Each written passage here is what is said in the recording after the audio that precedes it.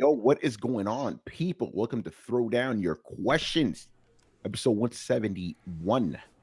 I'm your host, Tony Polanco, and I'm here with Emilio Lopez, Sup, people? How's it going? Chris Seeley, Hey, what's going on, everyone? Carlos Romero, Yo, yo, yo. and Adam Vale. What's up? All right, man. Shaboy is back, man, and I'm joined with Chris, son. Yeah. Yeah. Okay. So a little weirdness going on tonight. My internet is very unreliable, so we're like, okay, Manny, you do the OBS shit, and I'll stream, and hopefully everything will be fine. But if I drop off, the show keeps going because that's the most important thing: consistency, man. And as Yeah. you saw on Thursday, shit happened to your boy, which I'll probably tell you about later. And the show was able to go on, man, without a hitch. I did screw up a little bit. I forgot to put the overlay on. And if it makes you feel better, I also forgot to change the title. All right. Shit, Yeah. you know. So let me do some stuff here. Yeah, you know what? Well, I'll actually tell you guys about the bullshit that happened on Thursday. And again, it's one of those things like hindsight. I'm like, yo, Tony, you should have left the city at 8, bro. You know what I'm saying? Like, basically, Mhm. I was out celebrating with some of my friends because it was the day before my birthday, right? Yeah. And I got fucking drunk and shit. So I should the first fuck up was me staying out too late, even though it wasn't late. It was like just 9, basically. But man, you already know, man, in the city. The witching hour in New York City is 9 o'clock. It's the city that doesn't sleep, but at the same time, as soon as you just do anything like that, it just doesn't work. Like you leave at 9 or something like that, it just does that. Yeah, so that was one. So basically, I was like Odysseus that night. Like everything bad that could have happened did happen to prevent me from getting home. The fucking R train wasn't working. I was on like 14th Street. I'm like, okay, let me go up to 23rd to see if the 6th train is working. 6th Mm. train wasn't working. I'm like, okay, this is some bullshit. Let me go to Herald Square, 34th Street, see if the train's working. Train was working. Elevator wasn't working. Right. So I'm like, okay, let me go to 34th and 8th. Right. I go to the E train. Fucking E train wasn't working. I'm like, okay, let me get on the A. I got on the A, got the 42nd, jumped on the 7th train. I'm like, okay, I'll take the 7th to Roosevelt and then take the E, right? Get to Roosevelt, get off the 7th. Remember, this is raining the whole time. Raining the whole time. Get off at Roosevelt, the fucking elevator wasn't working. So I had to wait for another 7 to jump on, get all the way to Main Street. Then I had to wait 40 minutes or so for the 25 to show up. Raining, cold and shit.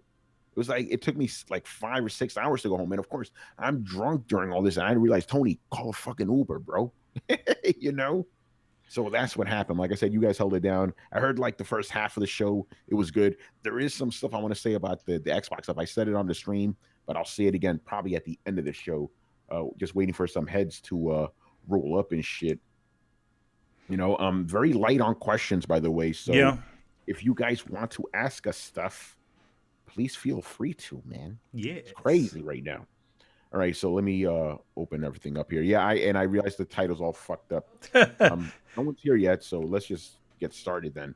So first question is from Mr. Damien. Damien's back, man. He got power. I'm happy Nice. for him. Yeah, You know, definitely, man. You can play some of that Xbox. Xbox. Yo, Damien, man, answer me this though. Did you get the X, bro? That's what I want to know. All right. So his first question is: this is an interesting one too.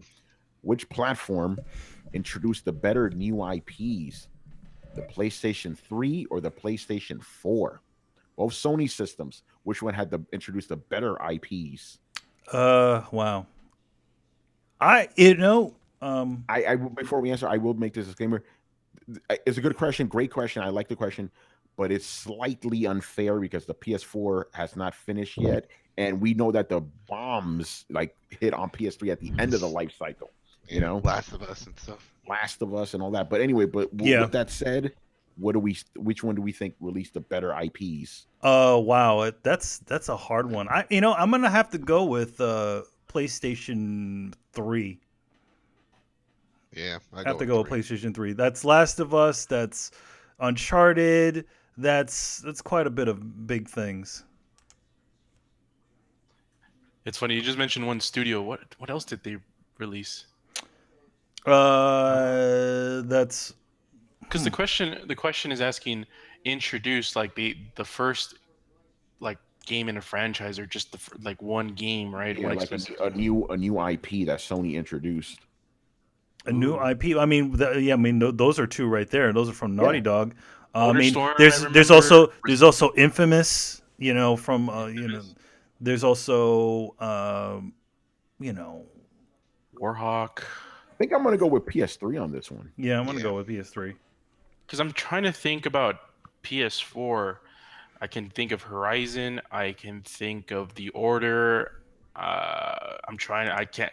A lot of the first party stuff is kind Bloodborne counts, I guess. You know. of. Is that first party? Oh no, it's not. It doesn't count. Does not count then. That's like Yeah. a second party game. Yeah, Yep. that doesn't count then. But Uncharted started on PS3, right? Yeah, that's Yeah. right. And the best Uncharted is on PS3. I'm gonna go with PS3 on this one. Yeah, me too. Yep. I think I'll go PS3 as well. I can't really think of anything else on PS4 other than Horizon and The Order. Am I just tripping? Like, is there something else that they released that? I don't know. I mean, I'm pretty sure some of the ponies are gonna get on our asses about this, but I legit Like can't you, man. mention them. I don't know. Besides the Order, what did they come out with? You know, Yeah, Horizon. That's it. Come on, ponies, help us out here. All right. So I guess that's it for us. So we'll move on to the next question. Okay, this is an interesting one, but let me finish the whole thing too. Moving forward, should we just get upgraded consoles with new specs that play the same games and use the same accessories, or should we start over fresh and forget everything that there was? It really Can I just- depends. Yeah, Oh, go can I ahead. just state the obvious? We're always gonna moving forward. I'm talking about at least with Microsoft and Sony. You know, they're all gonna be backwards compatible systems because they're all using the same shit. They better know? be, man. Well, they're all using x86 architecture now, so there's no reason not to. Yeah. You know, Well, there's always a reason. You know, Well, you know, super, because super yeah, remaster. No, Yeah. there's nothing to move to. Like they're not. Sony's not Yeah. gonna go ARM after going this route. they're like, You we're know? going to make a totally new chip, the greatest chip ever created, Yeah, they've been down that road. Chip of chips. the chip of chips. Mhm. We will name it. We will name it Kaz Hirai in honor of the master of Sony. Katamai. Omega. I guess it really just depends. Like, for example, Switch, they can do a clean refresh because it kind of has the gimmick on built into it with the whole portable stuff. So they can probably do like a major refresh and change architectures.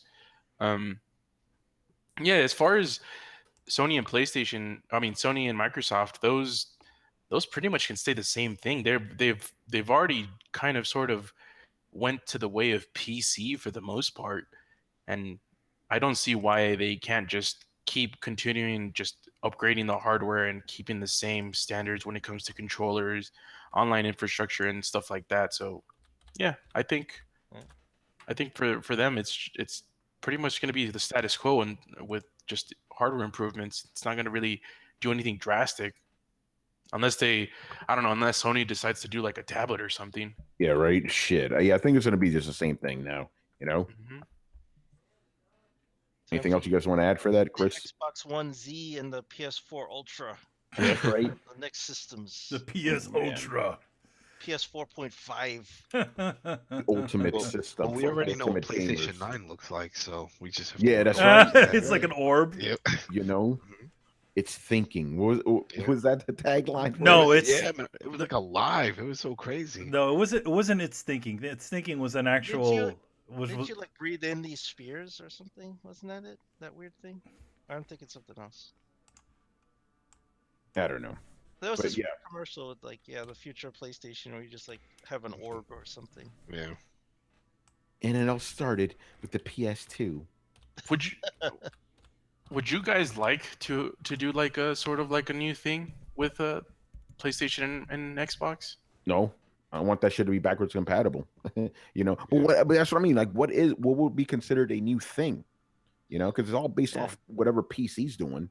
You know, Well, one like thing you're talking about like the cell processor 2 or something.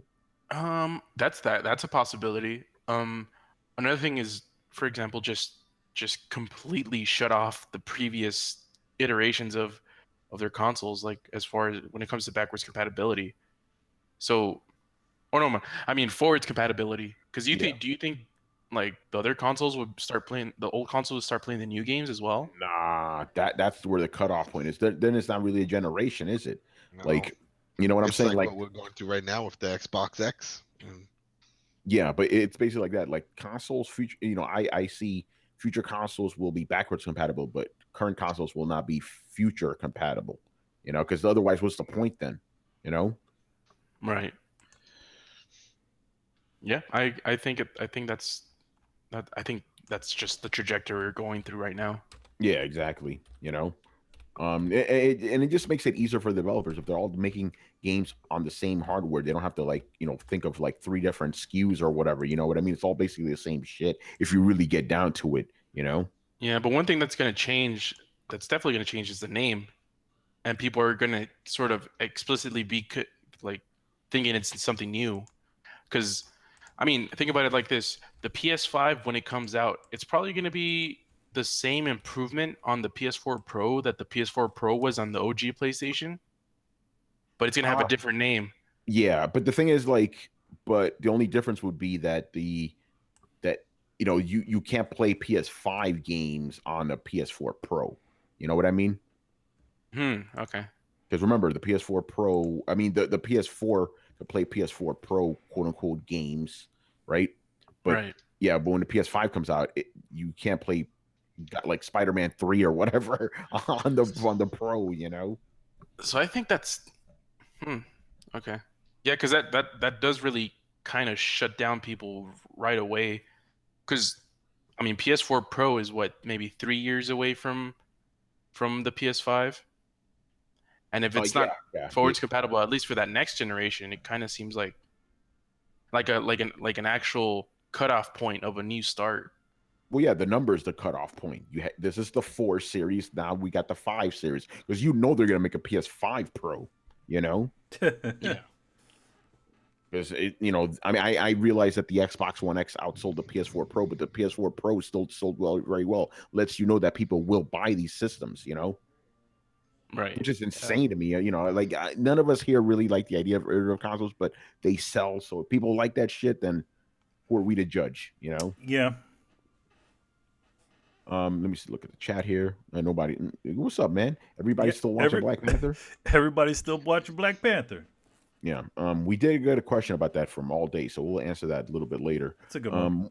Moving on, man. G Megaforce 123. All right. So this is another interesting one. Do you think more games should try to teach players? He goes, I was just reading that Ubisoft is implementing a discovery tour for Assassin's Creed Origins where it'll remove all of your weapons and have you simply exploring the world, learning about locations and people. That is true. I actually did a report on that. I got to play it. It's really cool.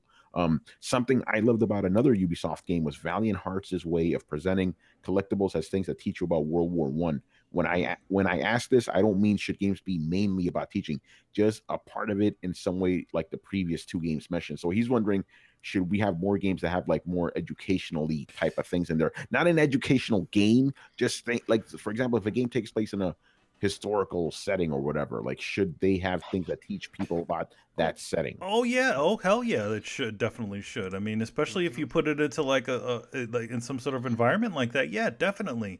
I mean, Assassin's Creed has done it for years. Call of Duty World War II did it. There's a whole section where you just, in headquarters, where you just go and watch old historical footage and videos of what happened in those locations in France and in Germany. Yeah.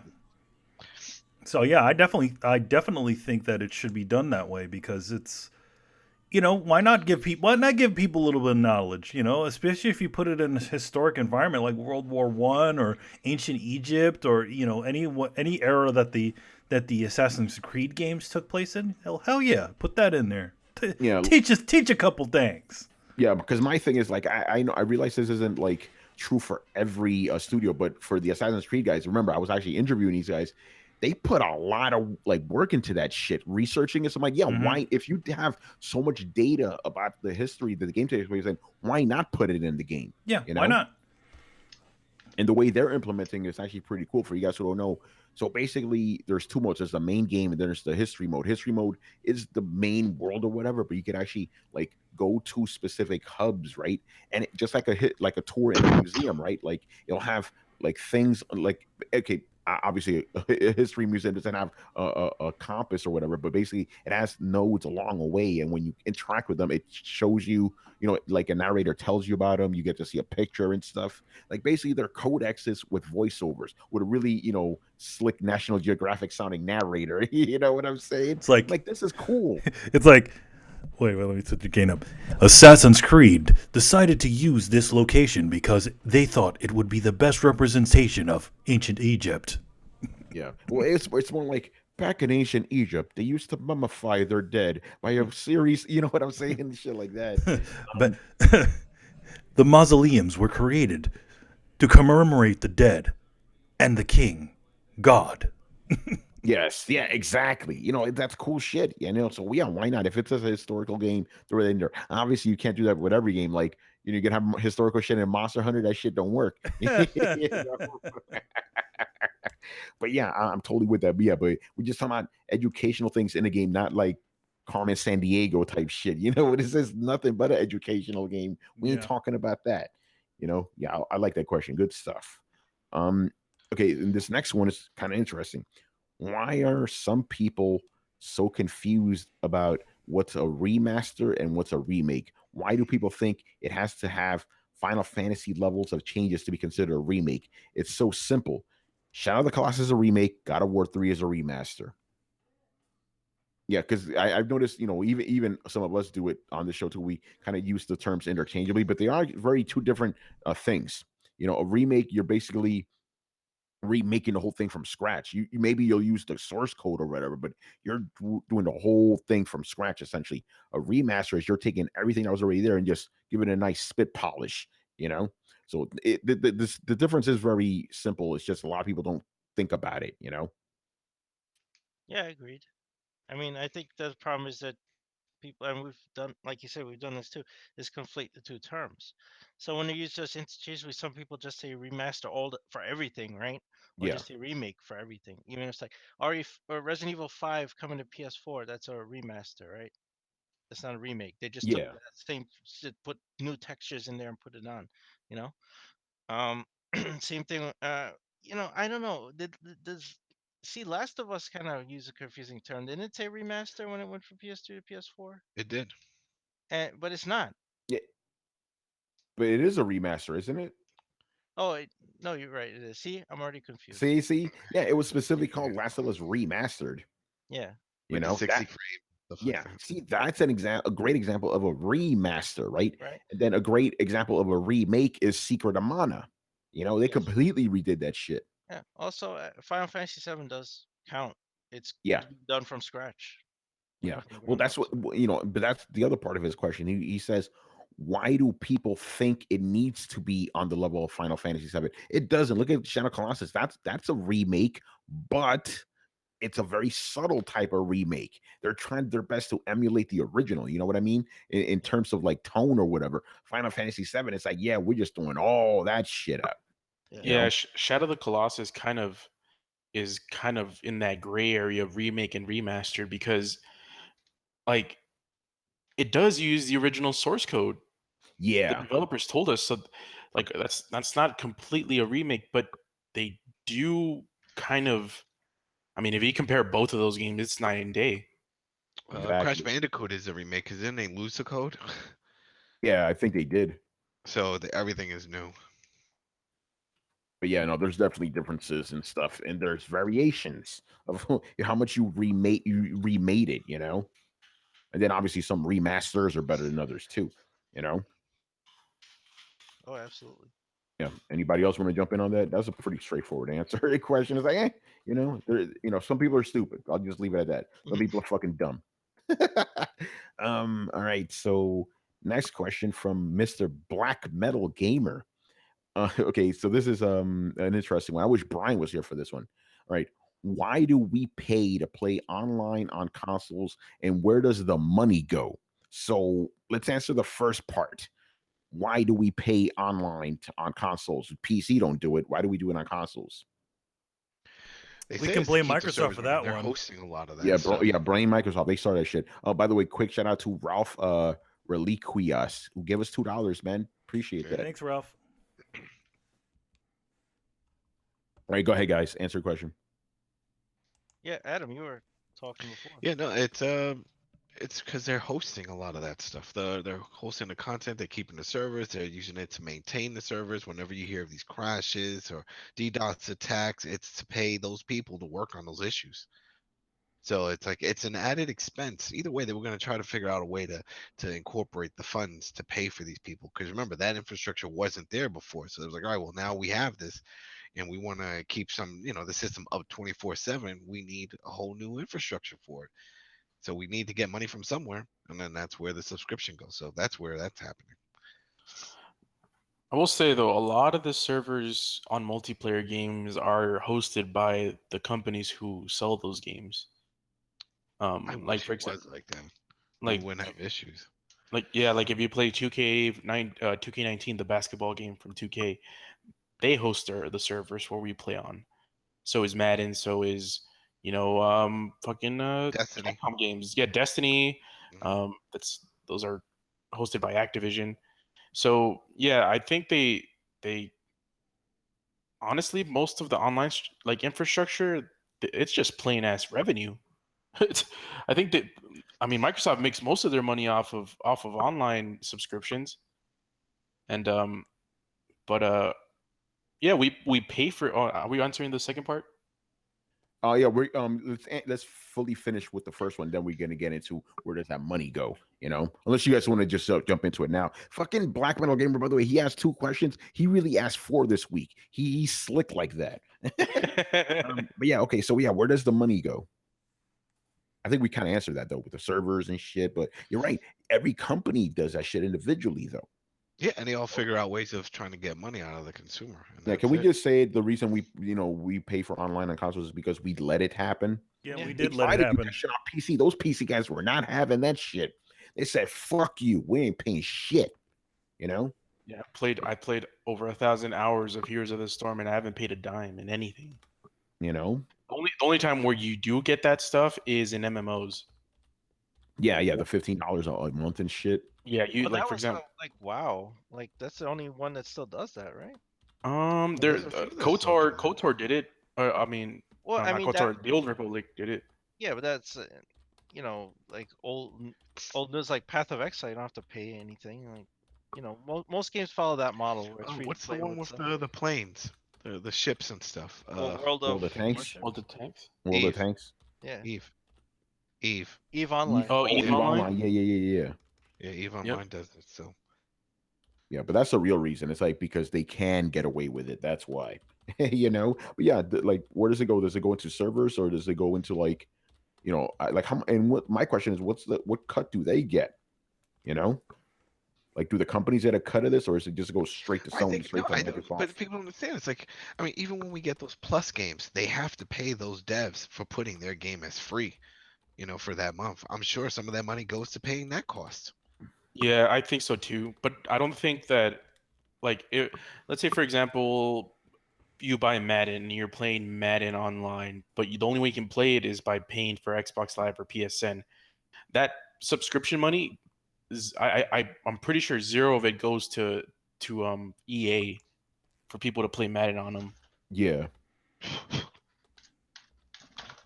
So it's just one of those things that we allow these guys to charge us. And the whole thing, PSN didn't charge at the beginning no, I when didn't. when it came out, but it was so bad that we were kind of just happy that to pay for a better service.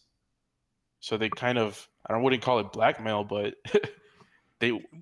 Microsoft was doing it. So it's like, oh, well, they're doing it and their online infrastructure is pretty good. I'm pretty happy to pay for ours if PSN can be decent. And the sneaky way is how they did it too. Like all they How's did that? was, how they got us to pay for all that stuff was the fact of that we were paying for PlayStation Plus. They were like, "Oh yeah, you get these free games." Oh yeah. So they already got us in the door with that idea. And then they said, "Hey, yeah, we're just putting the multiplayer aspect of this thing behind the paywall." And nobody said anything. They're just like, Yeah. "Ah." But then they go, "Oh, but you can still get online on PlayStation 3 for free though." Hey. Yeah. right. And by the way, just the whole thing about like those PSN free games. There's a reason why we get those for free. They're either old games that are not going to sell that much anymore, or they give Sony the go ahead to give those away for free, so they can make like a lot of revenue in microtransactions. Yeah. Or like for example, indie games that people are never going to buy otherwise. I'm wondering why the fuck it took Knack for like a million years to come to PSN, you know? Like, were they making money off that shit still? Probably not. Mark Cerny's like, "No, that's not actually happening." Oh man. All right. So anything else Chris, do you know anything about like what goes into this shit? No, yeah, Nintendo doesn't have online yet. So I could give you that perspective, but I'm pretty sure, besides what Adam mentioned with maintenance of servers and services and staff and all that shit, some of it goes into market. They probably budgeted out for stuff, but it's a revenue stream for the company too. They take a lot of it. I'm sure PSN and Xbox Live could be like $20 a month to support all that Oh yeah. infrastructure and do what they want. Yeah, so the rest is profit. Yeah. Again, they do it because they could get away with it. Let's just be honest here. You know? All right, so let's move on to the next two-part question. Okay. Which generation had the best fanboys and which generation had the worst fanboys? Can I just come out and say it? All fanboys are fucking idiots. There are no best fanboys. There are no worst fanboys. The They're all best fucking dumb. fanboys. Yeah. There's no such thing as best fanboy. Fanboys are you're fucking talking- dumbasses. What the question should have been is, what was the which had the least fucking toxic fan base and which had the most toxic? There we Because go. Now that we that can should have work been with the that. question. And if you want my opinion, then you're talking NES, Super NES, Genesis days. We had a pretty good fan base. Like people could Yes. cross play stuff. We trash Mhm. talk each other without like freaking like threatening to kill each other or all this Or, nonsense. or a game getting put out and then all of a sudden getting a bomb threat on the game developer. Yeah, exactly. It's like we were classier back then. So now people are just goddamn psychopaths. I'll Yeah. just say it. So let's just be honest. Like out of like the console war shit, yeah, things were better back in the day during the Sega Genesis, Super Nintendo days. Nowadays, it's too toxic. Dudes are getting death threats. They're getting swatted. They're getting their fucking livelihoods threatened. All this horrible shit is happening over fucking video games, man. But I mean, it's crazy. Not to be, the thing. One thing I do find very interesting, though, at least with our connected age, as much as there are horrible things that are out there, I do think that there are a lot of instances where you do have a lot of really good, like-minded people joining together, and coming together and bringing something positive to happen. I mean, I was watching this documentary about this crew of like Grand Theft Auto players, and Grand Theft Auto is the game that brought them together, and they would have these meetups. And this guy who had, he's a pretty decent amount of money. He'd invite all these people to his house and have a big old barbecue, all the people from his little crew. And then he's like, yeah, if you ever want to, borrow my boat or whatever, I'll let you, as long as you do certain things, and put it back and put the gas in it. And he's like, I'm like, wow, that's a lot of trust for a bunch of people that you, for the most part, knew just from playing with them online. So I do think that there is definitely good things that happen out of it, but I think the sucky thing about a lot of the loudmouth stuff is that takes precedence over everything. It overshadows any of the good shit that does actually happen within this generation. Yeah, I mean, I'm just. But I'd say I still say I think I'm just being honest right now. Just based on my personal things, I can't really separate the two. I see the bad far outweighing the good. That's human. That's like human shit. Anyways, that's like we always concentrate on the bad. I mean, for you look at the news. What are they all? What gets the most viewers? Not hey, this guy saved a cat from a tree, or save some kids somewhere. No, it's somebody getting their head blown off, or some asshole doing something in another country. Because Yeah, no, you're right about that. But back in the day, you didn't have to worry about losing your fucking job because you didn't like Nintendo or something. No, it's because now everybody has a fucking voice, and that's the difference. Yeah. That's a whole tangent I could go off on right there. Social media, I'm sorry, has really fucked up society, man. If you think about it, there's some positive shit that's happened because of social media, like you said, I agree, but it is very detrimental to society as a whole. And I'm not just talking about video games, I'm talking about every aspect of life now is being ruined by this shit. Oh yeah, and but the thing is, and I realize how ironic this is considering the fact that I need social media to work, but I would give all this shit away in an instant if it would give us back a semblance of fucking sanity. But I think yeah, it's the fact that we have every single person out there has a voice, and you got to also remember that every single thing back in the day when it came to video game communions and people communicating and video game magazines, all that shit was curated. Every single thing. Think about it this way: every single letter did not make it into an EGM magazine. If it did, it would probably sound a little bit like the internet does currently. Oh man, yeah, but I feel like we all had more empathy and stuff towards each other. Oh yeah, definitely. Yeah. And I agree with Tony. Like social media has kind of taken that away. So people feel emboldened. Like I mean, we know developers that have fucking abandoned social media because it's getting threatened or the family. Yeah, they've had to. They've had to. Like we're at a point where. Yeah, it's like I don't know, because remember back in the day, right? When the internet first started, we had forums and shit, but everybody was anonymous, right? Now it's like you're actually out there as yourself, and they feel like the need to attack you if you don't agree with you. It's this weird, like, okay, basically the point I'm trying to make is humans were not made to communicate like this anonymously. We're made to communicate face to face. You take that aspect away, you see the repercussions of it. You see it right there. I don't think Mark Zuckerberg realized what the fuck he was doing. Back in the day when he started Facebook or whatever. He actually somewhat regrets it a little bit. He does. Even he regrets it. He knows what happened. This thing has fucked up. Like again, we're not as human beings. We're not supposed to communicate like this. It's one-on-one, face-to-face. How do you communicate with people? This shit, social media has fucked everything up. And that's why gaming is as bad as it is now. That's why fucking movies, comics, everything is all fucked up now.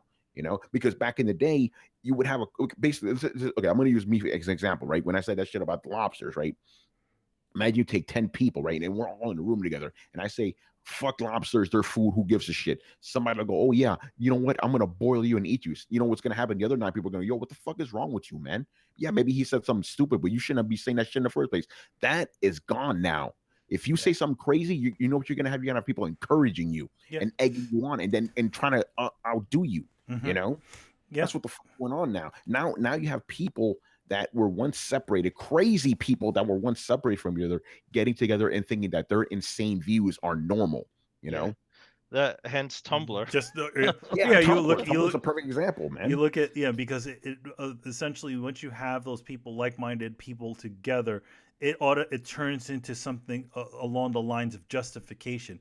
Even if the shit that they have in their mind is wrong, there's nobody out there to say, hey, listen, you're in person or whatever, to say, yo, that's crazy. Why are you even thinking these sorts of nutty things? Oh yeah, because my friends are doing it.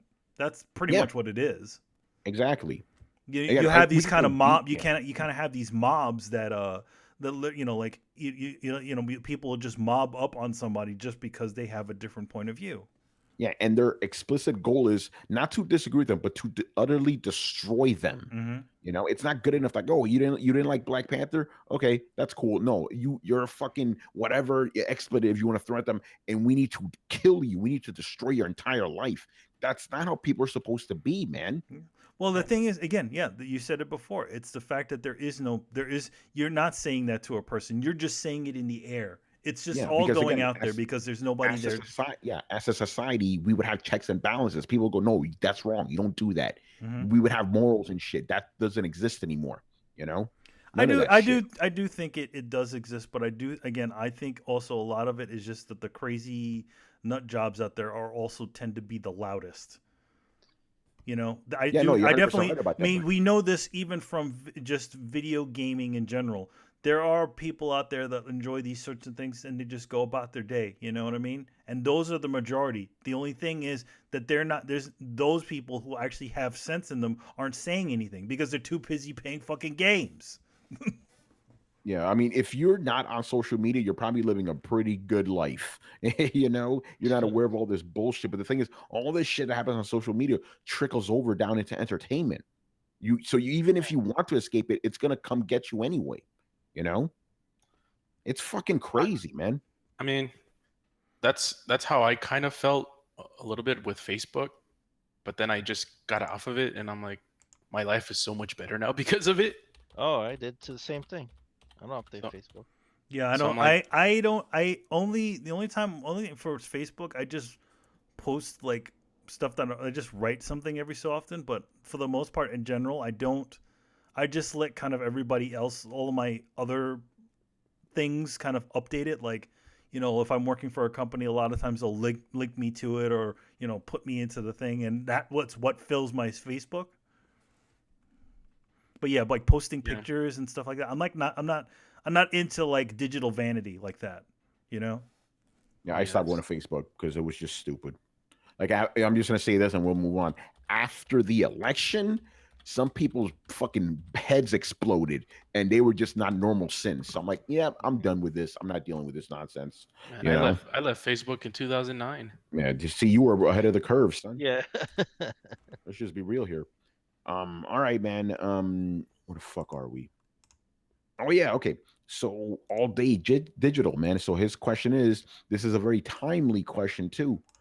What developer should make a Black Panther video game? And don't mention Naughty Dog. No, I already have one on mine, even though it's like the lowest hanging fruit. Rocksteady. They killed it with fucking Oh, Batman, you know? mm, what about for some reason? What if a Japanese studio? Is it Pla- sensible to mention a Japanese? Platinums, Yeah, that's what I was gonna mention. Platinum Games. platinum. That would, combat wise would be pretty dope, Yeah, you know? Because like T'Challa is supposed to be like one of the most badass fighters on the planet, and then with all that technology and shit he has on the suit, yeah, that would be a hell of a game, you know. yeah. So I would definitely say Platinum. All right, play. Yeah, my answer is a Rocksteady. Manny, what about you? I would go with Sucker Punch. Ooh, okay. Why is Ooh, that? that's another good one. That's a good one. Why is that? I feel like they could do the traversal for Panther pretty well. Hmm. You know. That's one of the reasons why I wouldn't say Knocksteady, because their combat would be pristine, but I think their characters always feel weighty to me. Yeah, like Batman feels like heavy, but I mean, then again, he kind of But I should be. like that. That's what I like That about then those again, he games. It kind of feels so should be. But meaty. I feel like with Yeah. Black Panther, he should be a little bit more Spider Man. you He'll, know. he'll he'll he'll control more like Catwoman. Then she was all like light and I shit. didn't like the way she controlled either. She seemed like weird and glitchy. Like You know, well, they could do it better as Rocksteady, man. Yeah, that's a good one though. Chris, what about you? Oh, by the way, Adam had a dip. He has some family shit going on apparently. yeah. Hopefully Um, everything's okay. yeah, go ahead, Chris. Yeah, I'm going back to like old times when Treyarch made Spider-Man 2. And maybe even give them a shot, like working on it, but they haven't done anything since like Call of Duty.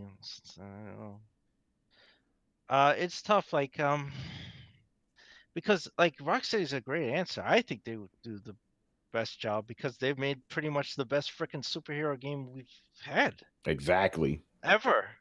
Yep. Like, that's not an exaggeration. So Nope. it's like they would be like the no-brainer choice. But if it was a second choice to me, I would say Platinum. Let Platinum do it. Make it like uh what's that where he's sliding around, the armored guy? Wait, what Vanquish. happened? Make it like Oh, Vanquish. Vanquish. Yeah. Vanquish. Yeah, yeah, yeah, Yeah. yeah. Crazy. He's moving around super fast because he's a cat man. Yeah, okay. I think we're covered there. So again, we didn't really get a lot of questions. If you guys want to ask us some more video game questions, Yeah. do it now. The last one we have here is from Ralph Reliquias, who gave us the money. So super chat, thank you, thank you, thank you. His question is, Bayonetta or God of War? Which one is better? Oh, God those of are War versus Bayonetta. completely two different Yeah. games. You know what? Yeah, I was just about to say that that's not a really good comparison because they're completely different games. Bayonetta is a hack and slash game, basically. God of War is an action adventure game, very different. Like I understand God of War has hack and slash combat, but there's also a story there. There's combat. I mean, there's puzzles. There's other exploration. Bayonetta is just straight up fighting. That's all you do. You just fight and that's it. You Yeah, know, because if you compare the combat of Bayonetta to God of War, it's like not even close. it's not. It really isn't, man. But It really isn't. but I prefer God of War story. yeah. Bayonetta has this disjointed like Japanese storytelling. Like I don't know what the hell is going on, or who's really fighting, or like is that young girl her? Like what's going on? The Is young that girl's what's her. happening? Yeah, but it's like not clear. Like they don't make anything. Where God of War is just straightforward. You know why Kratos is pissed off? They Yes. Who's gonna killed his murder? family. Yeah, like that's it. Like what's going on. Like so there's a big difference. Yeah, but they're totally different games. I agree. And God Like of Yeah. War Devil has May, better monsters. yeah, Yeah, like I mean, if we're talking about just personal, yeah, I'm gonna go with God of War. Obviously, it's the full package. Basically, Bayonetta is a very well cooked piece of steak, right? God of War is the full meal, like that nice fucking hamburger with the fries on the side and shit. Vegetables, a nice drink. You get full off of that shit. Sex mini Bayonetta's, game. yeah, yo, those ain't happening in a new game. I guarantee you that. Yeah, With they Bayonetta, probably it's like are not. it's just a slab of steak, nothing on the side. It's just steak, and that's it. Hey, meat is awesome. We need that shit. Don't eat soy. Eat meat, people. But with God of War, you get the full fucking meal, man. Now, if you want to go for a better comparison, Bayonetta versus Devil May Cry. yeah, that's a Mm, comparison. That makes sense. So Now we're there's talking different shit. I got my answer, but go ahead, guys. What do you say about that? it's interesting because, well, first off, Devil May Cry has more games than Bayonetta. Bayonetta has two. Devil May Cry has like what, three or four? Yeah, Probably has five actually. that's five. Um, Five. They got a lot. Yeah. and the other thing is that Bayonetta is sort of it's like the best version of Devil May Cry. But then again, Devil May Cry is the original. Yeah. So it's hard. Oh man. That's There's the way only to like put it. two good Devil May Cry games to be honest. Yeah. No, yeah, you're right. One 1 and 3. and three. That's One it. and three, You know. yeah. So actually think Two about and a it. half good games. Think about it. Yeah, Devil May Cry 4, half a good game. So you do have two Bayonetta games versus two Devil May Cry games. Really think Yeah. about it. My answer, I've said this on Twitter. Some people got mad, but whatever. Bayonetta. Because like Carlos said, it's the better version of what Devil May Cry is. It took all that fluff out because even with Devil May Cry, it still has that underneath layer of like, oh, this was a Resident Evil game at one point. Bayonetta took all that shit out. It's perfect. The combat's better. The story's more over the top. The shit you do in the cinemas you could do in the actual game. Yeah, Bayonetta way better than Devil May Cry. And I mean, Devil May Cry is cool, but Bayonetta is the shit, man. And she looked fucking better. She looked better. So yeah, Manny? What do you say? Devil May Cry or Bayonetta's? Like Bayonetta's like the next evolution of Devil May Cry. So I would go with Bayonetta. Yeah. Like I agree. I like Devil May Cry and all, but I feel like they're at the point that it left off at. There's still lots of problems, and I feel like a lot of those problems were addressed in Bayonetta. By the guy who actually made those games. Yeah. By the way, shout out to the guys in the chat who are asking us more questions, so we will keep the Thanks show a lot. going. Yes, keep us going. All right. Carlos, I haven't gotten these ready yet, so just put a timestamp and I'll throw it in later. Okay, from my man Joel Torres, man. Okay, should PlayStation Experience not happen this year with what happened last year? Okay, my question is, what happened last year? It was a good damn show. I had a lot of fun there. What happened? Because I heard some people complaining about it. Well, it's for us that weren't there, I guess.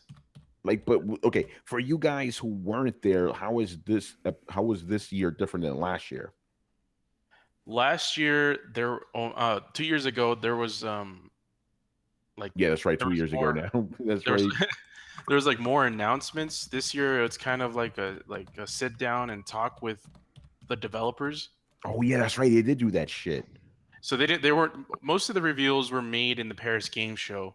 That was essentially PSX, and PSX this year, this past year, was just sort of talk. Let's talk about what we revealed in Paris Game Show and everything else that you guys already know about. So there wasn't that many reveals. There was just more of like in-depth discussions about what we've already seen. Yeah. A So lot what of do you awkward guys think they should do then? Should they go back to the original formula? I think so. I mean, I don't. If they're gonna do another Paris game show, I guess I wouldn't mind as long as they make PSX more interesting as far as the press conference goes, because a lot of those interviews were kind of just dragged on and were kind of boring, especially the Mark Cerny one with Kojima. Yeah, the Mark Cerny one with Kojima was actually a little bit it's funny because that one was supposed to be for Andrew House. And then Kojima comes out and starts kind of talking about his game, which I mean like I understand, it's that his game is coming and people just want to hear about it, but at the same time it felt a little bit circle jerky. You know what I mean? Hmm. I did enjoy like some of the interviews and stuff like that, but I just feel like it's like all the people that made these wonderful games, but I do feel like there needed to be there needed to be something to really talk about with that show, and I feel like the sad thing because obviously Kojima just kind of pushes. He always anytime the video game awards come across, he wants to promote his game on there because he knows Jeff Keighley. But at the same time, it would make a lot more sense to have something of worth with his game on the PSX stage. And I feel like a lot of that stuff they're kind of blowing their loads on a bunch of different other shows, you know, and not Yeah. doing anything.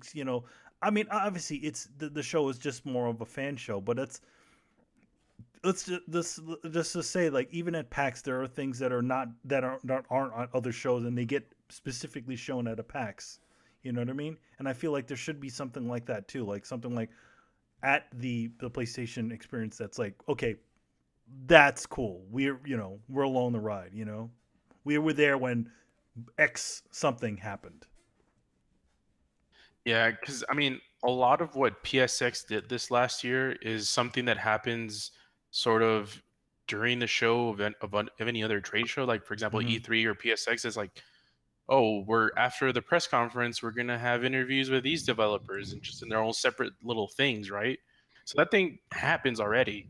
It's just they didn't have the whole we're gonna reveal this for the first time. We're gonna reveal gameplay for this game for the first time. We're going to reveal this, or we're going to give some announcements and stuff like that. It wasn't really like that. Something that people that don't go to those shows kind of look forward to from PSX or E3. So yeah, that's kind of the way it changed. And yeah, I prefer it the other way, the way it used to be, as opposed to what they did this last year. Yeah, it's like they try to copy what Microsoft did at Gamescom, and it's like that was kind of weak too, you know? Yeah, that's essentially what it was. The only cool thing is that they played the game during while they were talking about it. Okay, the Gamescom one, they didn't do that. They just talked. Yeah. By the way, a wild Brett appears. Hello, Brett. It's super effective. Yes. Awesome, man. That's what we call fashionably late. Yes. How you doing, All right. Brett? That's what I call napped on the couch and forgot to set an alarm light. Oh shit. That's Damn. okay. That's a first world problem if ever there was one. It's a Sunday. right. It's a Sunday, man. Even God took a break on this day. And tomorrow is a there's a holiday, so why Yeah, not? it's sucker free Sunday, man. It's like a free Sunday. It's like a free Sunday. There you go, man. All right. And the last question here from Mr. Hussein Musal, who I need to give a huge shout out right now because he gave me the illest fucking segue because I wanted to talk about this on the fucking show. Because okay, basically during Throwdown, you guys talked about the Xbox selling 35 million, right? And like I said, like 90% of it, you guys hit that shit out the water, right? But there was one point like you guys didn't mention this. I talked about this in streams. I could do it, but let's answer this question. Actually, let me ask this man's question first. Will we ever find out the real Xbox One numbers at the end of this generation? Will Microsoft hide that shit? Okay, again, Microsoft has sold 35 million, estimated, because they haven't put out those numbers officially. Analysts had to guess that shit. And Microsoft, I think when they sold around 10 million, they stopped announcing them, which is funny because they were announcing their numbers all the fucking time on 360, you know? So, the thing is, let's just be honest now. 35 million. Okay, if we lived in this world where only the Xbox existed, right? 35 million sounds pretty good, right? There's the problem though. We got the PlayStation and we got the Switch. I'll talk about the Switch in a bit, right? 35 million is fucking horrible. Microsoft fucked up so bad this generation. That's why their consoles selling like shit. 35 million versus 76 on PlayStation, man. In the same amount of time. You know how far apart they were from each other? A week. That's it. That 2-to-1 gap has been consistent the entire time. And it's actually been growing, Microsoft, I'm not gonna get into like how they should fix shit, but yeah, you're not gonna get those real numbers from them. You're gonna have to have analysts give you the numbers. And I'm gonna say this right now, again, lock this shit down. Tony's making this bold ass prediction. I predict in 2019, I don't know when, but sometime in 2019, if Switch keeps selling the way it's selling now, it's going to outsell the fucking Xbox One. I guarantee you that shit. Think about it. 14 million sold in less than a year, right? By the end of this year, it's probably going to sell 24 million, 25 million, right? You're telling me it's not going to sell 35 million by the end of 2019? Come on, man. Xbox fucked up because here's the thing. Switch, you know what you're getting with the Switch. It's a console you can play at home, you can take with you, right? PlayStation, you knew what the fuck you're getting. It's a game console. When Xbox, you don't know what the fuck you're getting for $500. Is it Play TV? Is it sports? Like, what the fuck is this thing? You have the whole DRM, all this other shit, Don Matrick fucking everything up. All that shit. People are like, oh, it's in the past. People do not forget that shit. And it's still haunting them. And then now the problem is even like worse because you're like, okay, you have this like, Xbox One X, right? The fuck do you play on it? There's no exclusives on this. You got Sea of Thieves. Maybe you got Crackdown coming this year. State of Decay's coming. Come on, let's just be honest here. Except for Sea of Thieves, no one, those games aren't really going to make any like headway here. And I predict I'm going to make another prediction. I'm going to get in fucking trouble for this shit. I'm going to get in fucking trouble. I predict Crackdown 3 is going to be a buggy fucking mess. That game's been delayed so many times. I guarantee you that game's gonna have some fucking issues, man. So yeah, I don't know what the hell Microsoft could do, but 35 billion. You can't say, oh, that's great. They're all doing good. No. They fucked up, and it shows, man. The other interesting way that you put it to me was 35 million after how many years? After 2013, so it's like all 13, 5 years. It came out a week after PS4. So not really that great when you're looking at 7 million a year. Oh my god, yeah, that's even worse if you think about it like that. When you put it like that, it's like, god damn, that's not that good. Think about it again. Switch sold 14 million in less than 1 year. Yeah. PlayStation, how many did they sell last year? 20 million? Oh, let me make some people happy. I was wrong. See, look at that. See, he's even admitting it. It's like, yeah, I was wrong. And there you go. Hey man, if we're gonna admit we're wrong, I was more wrong than Chris because Chris at least predicted like 7 million sold. I said that shit was gonna be lucky if it sold 4 million. I was dead ass wrong. But Microsoft, we've been right about that one, haven't we? Man, they fucked Being up. able to admit when you're wrong is how you stay like a classy ass fucking gentleman, man. Yeah. I mean, we all own a Switch besides Manny. We all own a Switch. Yeah, and Manny's considering buying that shit too. Yeah, I've considered buying it. So, I mean, I see it at the store. I'm like, okay, there's not enough for me at this point in time, but soon there will be. Yeah, so. Chris, were you gonna say you could admit what? Well, I always said that Nintendo's strength was in their software, right? Like Zelda was an amazing game. I said that when we went to E3 and I first played it there on the Wii U. I said it was an amazing game. So it didn't disappoint. And Super Mario Odyssey also an amazing game. So their strength is in their software. Yeah, the hardware. Well, yeah, we didn't have a lot of faith in it, but you know what? It surprised the hell out of me. Surprised the hell out of Tony. So we can eat crow on that and move on. Yeah, all day. His follow up is 35 million actually that bad, or is it just bad compared to PlayStation? It's bad on both ends, dude. If you're the only, let's just say for the hypothetically speaking, I know we don't like to do hypotheticals here, but hypothetically speaking, if that was the only system available, 35 million would be fucking bad too. You know, there's no way you could to make that look good. That 35 million look good. It looks bad either way. You know, on its own or fucking compared to everything else. So like, I'm not trying to have guys out here. Oh no, that's great. Those are great numbers. No, they're not. Stop fucking lying to yourself, man. Microsoft probably Your makes console is failing, son. Let's just be real here. it's interesting. Like we probably won't know these numbers, but I would speculate to say that uh, Xbox Live makes maybe 3 or 4 times the revenue that those systems make, probably even more. Yeah. Oh shit, man.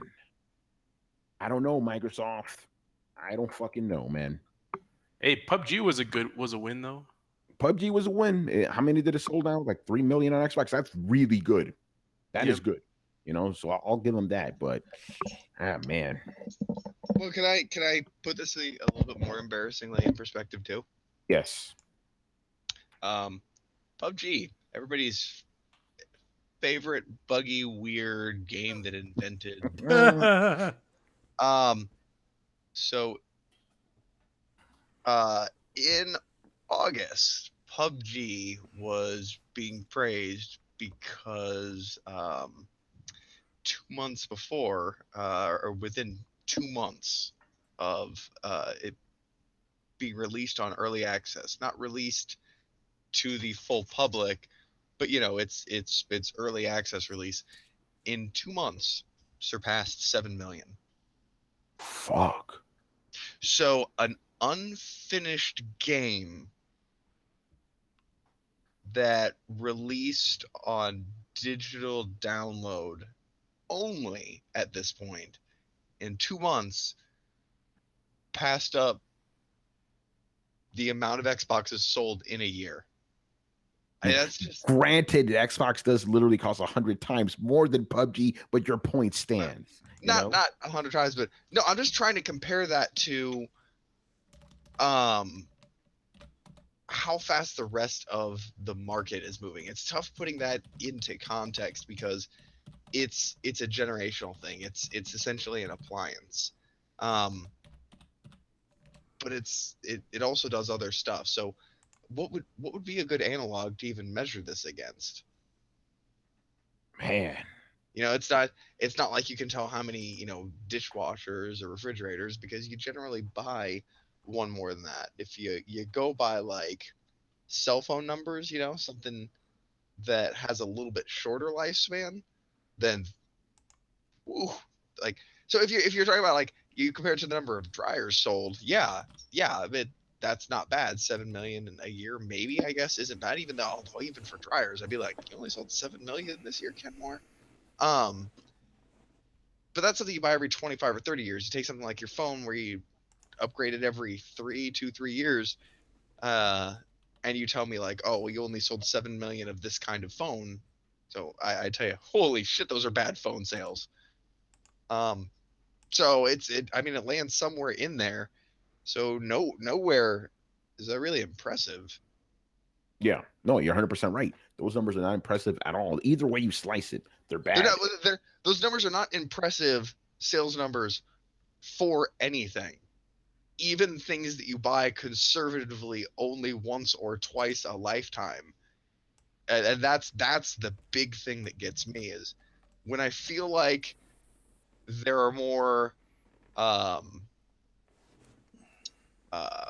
you know window air conditioning units sold than Xboxes, then you've got kind of a problem. It's and maybe we need to look at it like, oh God, you look at it from a market share perspective, and it's bad, because keep in mind, folks, you can't just look at it versus Sony. You got to look at it versus Sony, Nintendo, PC, and MISC.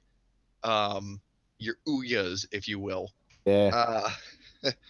So, and they actually, like, if you broke it down and looked at it, you'd be shocked at how much of the money being spent in gaming is for mobile games. But that's a big part too. So it's not like I'm sitting here saying Microsoft, is sitting on a pretty 30% of the market share.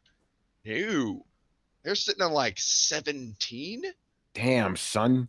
I mean, really, I mean, take into account all the other forces of, if Sony is selling at a 2-to-1 at 70 million, they own like 60% of the pie right there. Yeah. Microsoft gets another.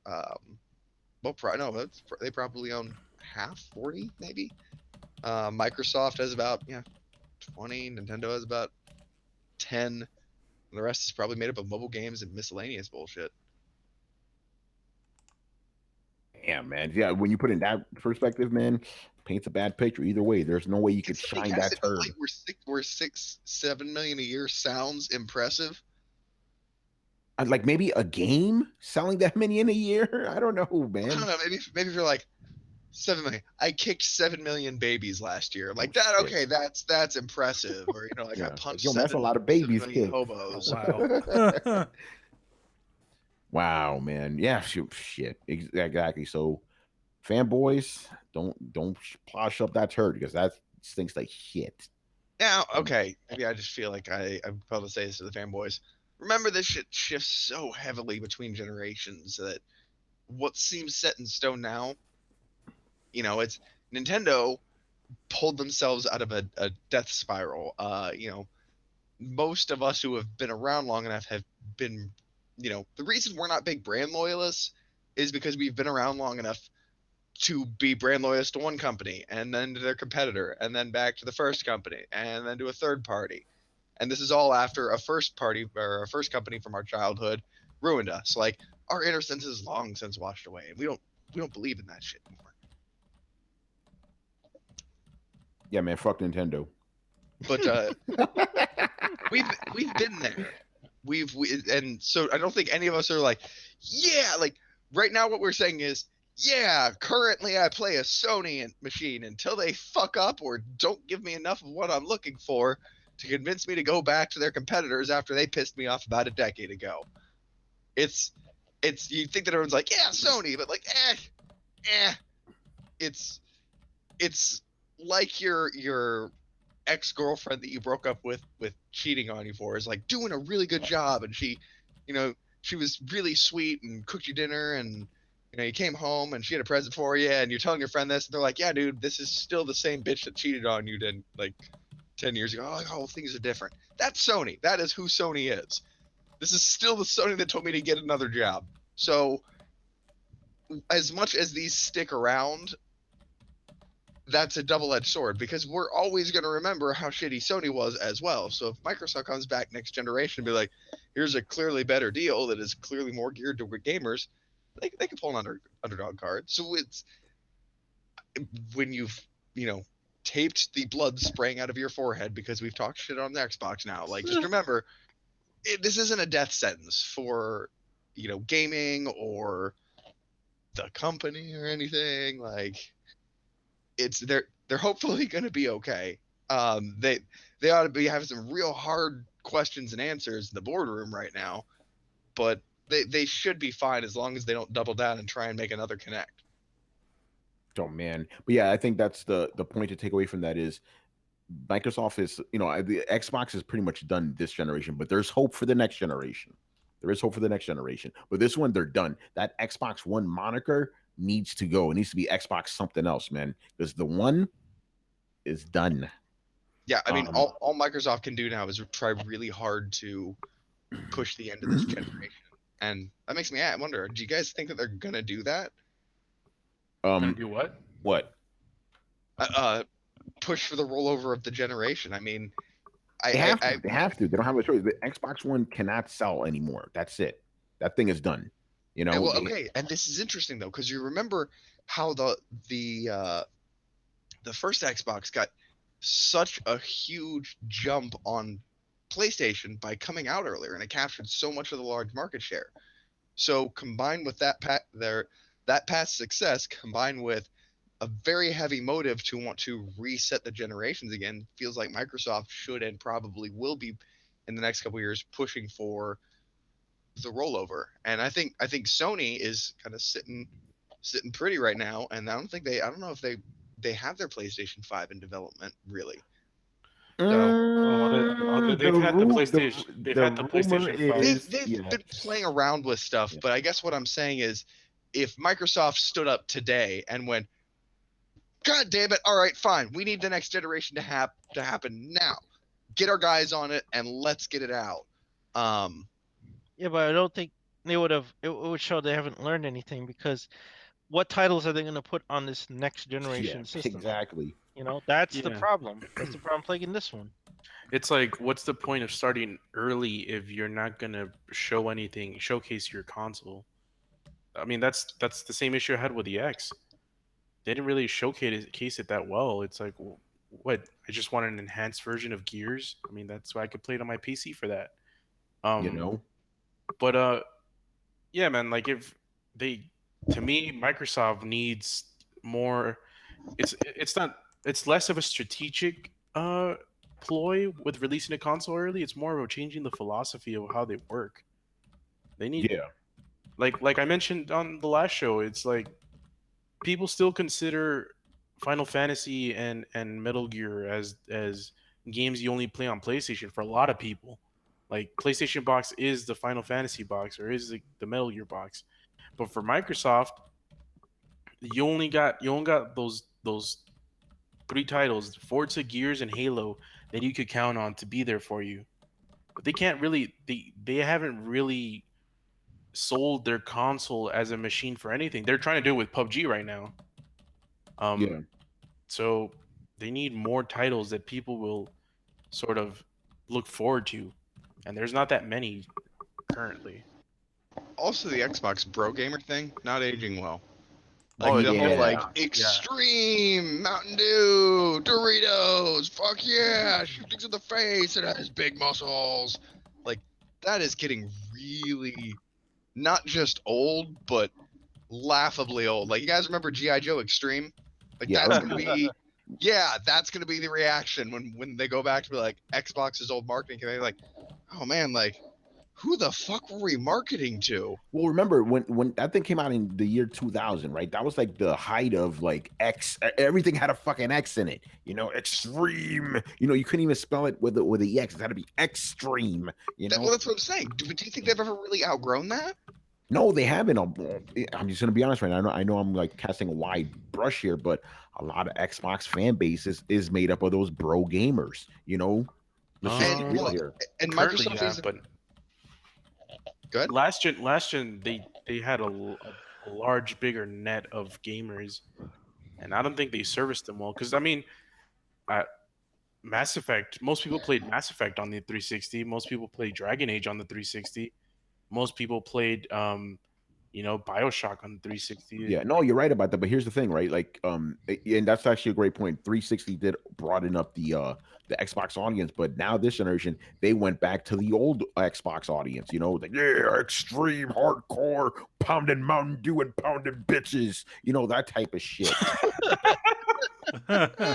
Yeah, So, and like, that's completely Microsoft's fault. They took a stance with, well, first of all, they took a stance with the Kinect, which was horrendous, and second off, they, like, it's crazy when you think about it. Like, bro gamers can easily defect to PlayStation because PlayStation has all the third party bro games, right? yeah, The only thing Microsoft has over them is the exclusive bro gamer games. I yeah, mean, think about exactly. it, that hard. Yo, they fucking made the Xbox for a console for wrestlers, man. Yeah, brother. Well, We're I gonna mean, play that's this I Xbox. mean, We're gonna break the shit over your head, it, brother. it kind of it's the Xbox in a lot of ways is the kind of the stereotype American console. You know what I mean? Or Well, Mhm. they've played into that. they've Yeah, and they they've oh no, they've totally played into that. That's their they if they could say this in their promotion, it's like, yeah, our console has balls. Like Oh, literally dude, has balls on them. if they could, I'm sure like if their slogan would be like Xbox, our dick has muscles. Yeah, Yeah, that's exactly.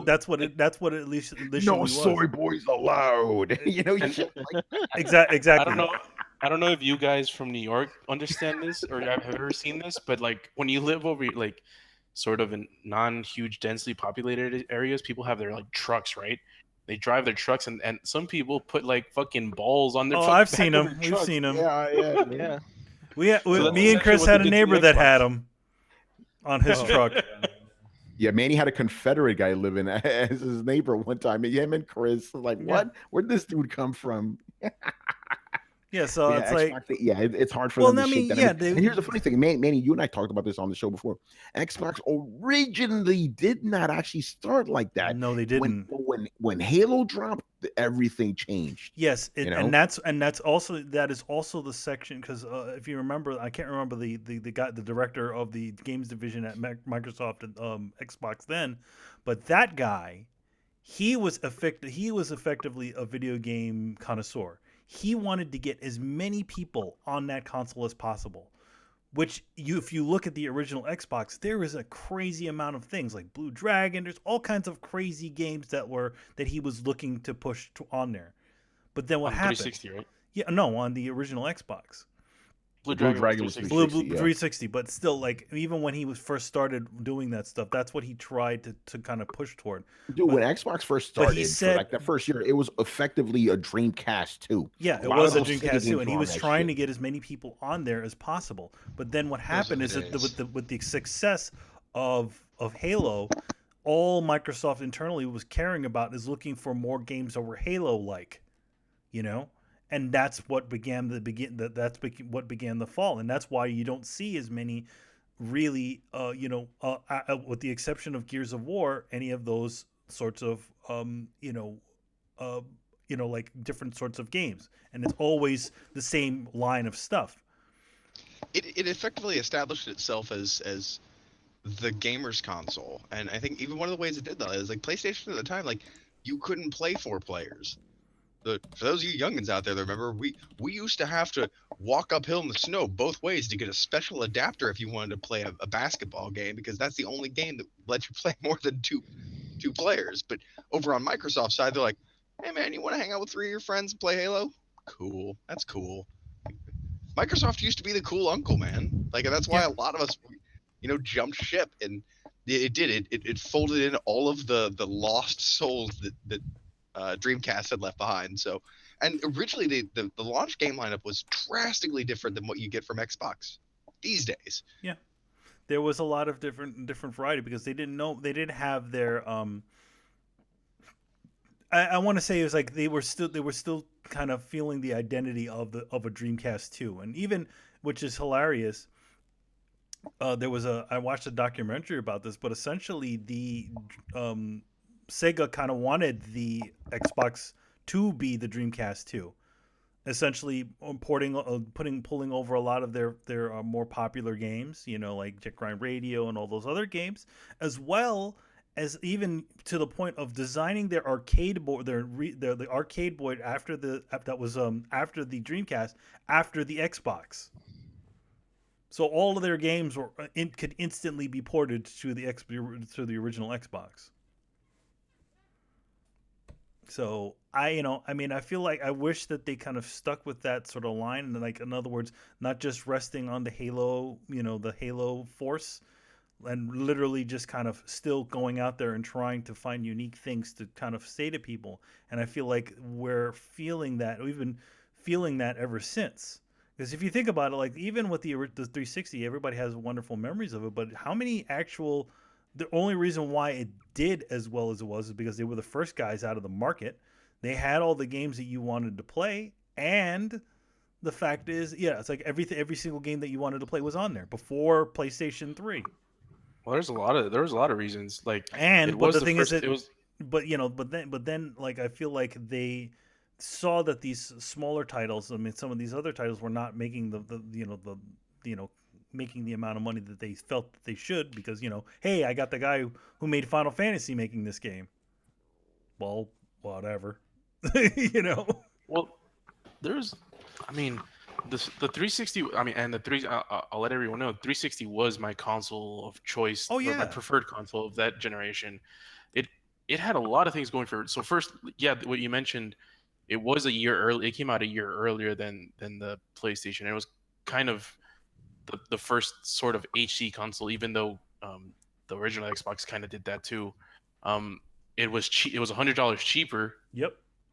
than the PlayStation. It had all the games, including the best versions of third-party games for the Mhm. most part. It also had a lot of good exclusives. It had Xbox Live. Xbox Live was a selling point. Mhm. The PlayStation didn't have any online infrastructure that could compare back then. So it had a lot of stuff going for it, and the only thing, like, I don't know, I don't know how like those Japanese games sold. I- I'm for sure certain that they weren't like system sellers or anything, but they did. Some of them did sell decent, I guess. I don't know if they were like $1 million sellers though. No, I don't think they. I think once at that point it had already been passed. I think that's when it's, when they were the only game in town. When they released like games like Infinite Sonata, all those RPGs, all those things tanked on the original. I mean, not original, but on Xbox 360. It's because they already had their identity, and it wasn't it wasn't a full on Japanese console. It wasn't. It was like balls to the wall American, games, like blowing the shit out of everything, sort of stuff. Oh yeah. Call of Duties. It's Call of Duties. It's Halos, and then eventually Gears of War. That's what that console's identity became, and I think that's Yeah. what what the issue is now, is trying to sell to those guys that want that have already been signed up for the balls to the wall America fuck yeah guys that are like that, well, maybe not America, but like those type of gamers No, where you, it's you can say America. A lot yeah. of these guys are Trump supporters. I'm just going to throw that out there. So yeah, and it's hilarious. It's hilarious because that identity that they have for their gaming console, when then the Windows portion of things, it's a totally different market. It's like, oh, the Yeah, nerds and shit like that. It's like that stuff. You know? yeah. And then when you come to gaming, it's like, yeah, I'm gonna Yeah, I'm pound gonna your blow your mother. face off. It's like, okay. I remember when the Xbox was coming out, right? Actually, I think it was 360. Yeah, it was 360. Adam, right? He's not here right now, but he said to us, he was like, "Yeah, man, Xbox, that's the system for hardcore gamers." And remember, this is back in the day. Hardcore gamer meant something different back then, right? Nowadays, hardcore gamer means a person that gives their entire life to gaming. Back in the day, hardcore was like the extreme gamer, Well, it was also a proficiency. Like it despite the amount of hours that you put into a game, like you could play a lot of video games, but unless you were so good at it, you really couldn't be considered hardcore. Like Yeah, you'd be like, "Oh, I'm a hardcore gamer." People ask about your trophies, and ask about your achievements. Be like, "Oh achievements yeah, and all that. Yeah. you ever do a speed run on so and so?" Like it was, But but you're giving the modern connotation of a hardcore gamer, right? Like he meant it as like the extreme gamer, like the bro gamer. Yeah, like the no. I think the modern connotation of But extreme gamer or hardcore gamer is I play a lot of video games. I'm part of the Yeah. scene. No, No. again, No, no, this I is agree this with is you, not this is not this is not the a real hardcore gamer would be a person that plays everything. yes, These are specifically directed towards certain things. These are like the competitive side of gaming. This is the like again, the balls to the wall type of gaming. bull testosterone dudes. Yeah, that is the type Packing of that thing shit that right to the nuts, bro. that is associated with this.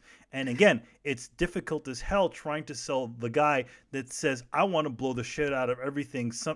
A passive RPG like Final Fantasy. Yeah, it's not gonna work, man.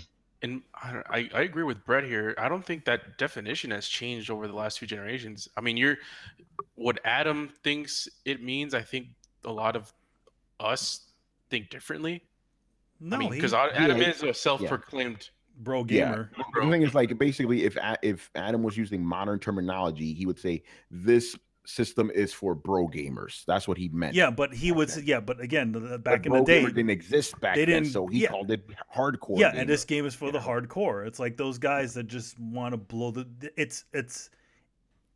It's about that sort of type of gaming. Very like extreme, like essentially all the extremes that you can think of for gaming. Extreme blood, extreme violence, blowing the shit out of everything. essentially a personification of think Commando, think like fucking like action movies. That is the sort of thing that he's talking about. Yeah, But role gamers exactly. have always existed, and No, but especially they haven't been called They've that. never been. They haven't There is been a called that difference. until later on. Yeah, exactly. But anyway, I want to get to the next question, which is also about Xbox. This one is from, hold on, because again, got to give you guys a shout out or for asking us all the questions. Okay, this one's from Mighty Nerd, who's over on Twitch, man. And thank you for Barry for showing me that question. Again, I'm not in charge of the streaming shit tonight, so I can't see the Twitch stuff. Okay, Mighty Nerd asked, "Do you think that the Xbox One is where it should be, or isn't where it should be because the executives are not paying premium price for well-known third-party titles like they did during the Xbox 360 era with timed exclusives?" Good question. Because that I always said last generation, my thing was like Microsoft's biggest exclusive is money. They could pay Yeah, for everything, right? they could. This They generation, they're could. not doing that, really. I Well, mean, it may be a question as to the actual brand, because if you also remember, the Xbox brand at some point became the redheaded stepchild of the company, and in many occasions, Microsoft has been saying, actual Microsoft has wanted to close down the Xbox division, even when it originally started. So I think a lot of that is just like a lot of this is just like do whatever what you can. But I do think that if the Xbox continues to kind of fall apart, the Xbox division starts to fall apart. Don't be surprised if that division just becomes Windows gaming. Let's just be honest here, right? If Sony's PlayStation division tanks, Sony is done as Yeah, an entity. They're because done. that is their chief money maker in their company. All of their other products do well enough, but that's the whole reason why they started to cut the fat, get rid of all the different other divisions that are just kind of hanging on by a thread. You Yeah, know, but Well, conversely, they with focused. Microsoft, yeah, just let me throw it. With Microsoft, if Xbox were to go away, the company would keep on churning, making exactly billions every because year. You because know, what Yeah, what makes their most what is their bread and Windows, butter? It's not Windows. it's Windows. That's it. Windows and enterprise licensing is where they get their money.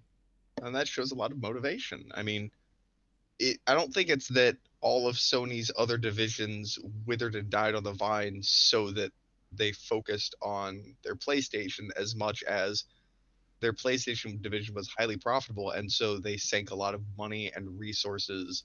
They invested a lot in their gaming division.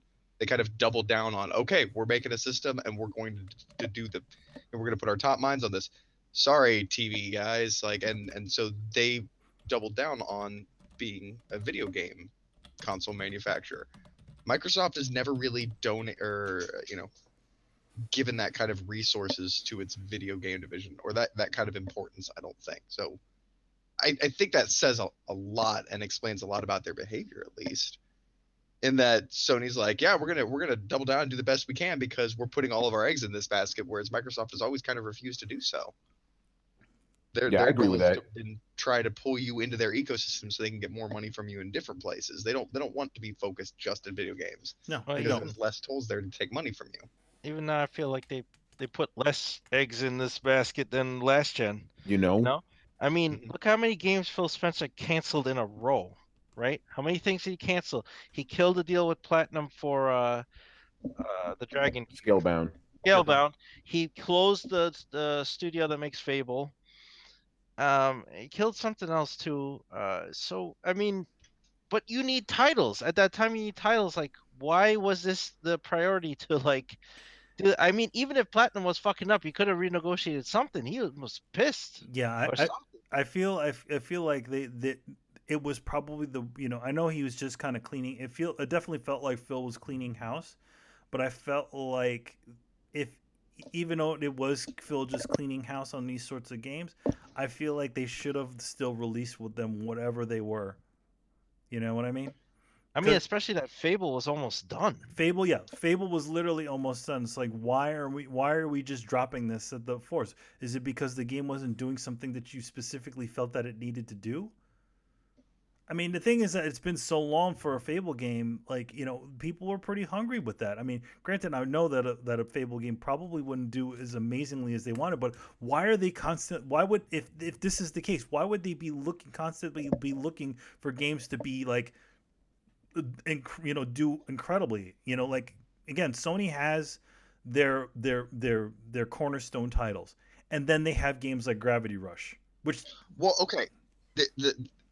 There's a huge difference there in that there seems to be this weird bell curve of quality of games versus money thrown at them. And I actually want to address this question directly to you, Chris.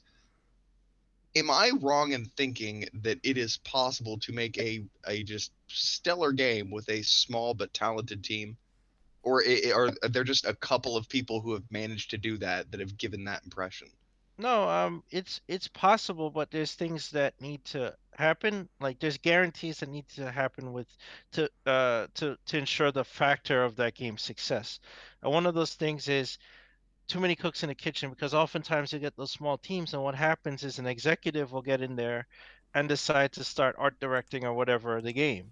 And then you'll get all sorts of feature creep and stuff, and then it becomes a mess. The second thing that needs to happen with a small team is they need resources and time, because if you put too many people on a project, there's an effect you get where goals start expanding in time, and then they never get met. um, so you don't want that to happen. So you keep the team tight, but you give it enough resources that it can thrive. And I think when you have those factors in place, then yeah, you'll have a successful small team game that can have an explosive effect, especially if it's a fresh idea, it's not a rehash, which is why I think, and they don't do this, is test some ideas, have coalition, not our coalition, your coalition that you've roped into making Gears of War as an assembly line. Have them make an experimental game, throw something out there, and see how it sticks. Like big companies don't test things. And now is a perfect time. Like Brett said, you take a small chunk of coalition guys, it's like, guys, we're gonna brainstorm, we're gonna come up with something different, right? We'll put out a small game as a demo, we're gonna put it out free on Xbox Live. I'm gonna see the fan reaction. If there's a good reaction, we're gonna make it a full game. Oh, but Right? by the way, Chris, they should they should, and it's funny you mentioned it. They should kind of follow the way Epic did it with Shadow Complex. Yeah, They did exactly. they did Gears and they did Shadow Complex. Yeah, and yeah, Shuttle Complex was well received, but you need to do more stuff like that. You can't just say, okay, what's the next Halo? It's like, but this is the problem. Like, if people are tired of that shit, why are you gonna double down on Halo? Like, give it a breather. Have these guys. You put together the Yankees of development studios, right? You want to pull all this talent from all over the place, just like in baseball. So put these people to use. Like, divide them up into small teams, brainstorm some small stuff, put it out free or cheap on live, and see what sticks. And then I whatever sticks, that's what you turn into a full-fledged game. I think you hit upon something important there, and I want to I'm gonna have to ask Tony this. Um, it seems to me, and somebody correct me if I'm wrong, it seems to me that we're going through kind of a reversal of what happened to comic books when Stan Lee took over. In that when Stan Lee took over Marvel, like a lot of creative types weren't put at the forefront. If anything, it was, oh, that, it's an art team or it's from this studio or kind of thing. When Stan Lee came in, he really started highlighting the creators that helped make these things. Until then, it was, you didn't really know who wrote your book or who did the art, but he put that shit front and center, and that allowed people to realize who their favorite artists were, who their favorite writers were, and to continue to follow their books. That kind of built some stuff up. But I feel like video games have kind of gone the opposite way, in the sense that I feel like 10 years ago I would have been able to tell you who my favorite developers were more easily than I could now, because now it's just from the team that brought you this or from the company that brought you this. I feel like the amount of uh, the amount of credit, there we go, the amount of credit that we give isn't towards a single creative mind. It's kind of disseminated amongst the company, which stops these essentially creative powerhouses from being recognized for what they are. Am I wrong in that? Do you guys feel like people who come up with good ideas still have the spotlight on them as much as they used to? No, I don't. I still think it's the same. You know, you still It- have spotlight guys like Kojima and Ken Levine and Mark Cerny. You still have Well, Those like are old Rockstar names guys. now, those though. are old. Those are old names. I mean, the thing about it is that those guys came from the era when there was only like 5 people or Okay, 2 people so your question teams. is new guys, right? You're asking about new Yeah, guys. yeah. 'Cause, okay, I'm just going to be real right now. They do get mentioned, but I don't really pay too much attention because they're a bunch of indie game guys. I don't really care about those. But it's mostly indie game guys that get like the shine out. But Like, yeah, but you see, who- but you see how much of it is yeah, you're right. because Who at Ubisoft? Who's the big video rockstar game. over at Ubisoft? Who's the big rockstar at EA? Who's the big rockstar at Activision? Yeah, You don't fucking you don't Who know made these people Cuphead? because there's so many because the companies in general don't want you to know who they are because then that could also affect sales too. It's like, okay, you remember there was a guy that was attached to Assassin's Creed. Where the fuck is that guy? yeah, Patrice Desolé. I don't know what happened to Gone. my man. Where is he? You know? Let me ask you this, Tony. Small studio, highly successful game. There's not that many people attached to this project. Who made Cuphead? It was Studio MDHR, I believe. Not the studio, the person. The person? people. The people. Oh yeah, see, I have no idea. All That's I know, my point. all I know is their PR woman is fine as hell. That's all I know. You know a studio. You don't know any of the creative talent behind that studio, and it's an Yeah. indie studio. There's not that many people there. Yeah, In reality, there's 2 or 3 people who are responsible for the success of Cuphead, and that's mainly the people responsible for deciding on the art style, and that was, I want to say, the 2 original creators, and the people who did the level design. But yeah, the whole idea was pretty much brought to fruition by less than a handful of people that you never hear their name anymore. yeah, that's interesting. I didn't think about it like that. Anyway, I think we answered that question. I noticed how we went off on a full tilt when it came to Microsoft. All right. Going on there, man. Yeah. So the last question is from our boy, our Monster Hunter pal, Mr. Illustrated Dio, man. Mr. Dio, man, Dio's up there. Him and our buddy Subgator, right? yeah, no, not Subgata. Sephiroth. The guy, yeah, no, not Subgata.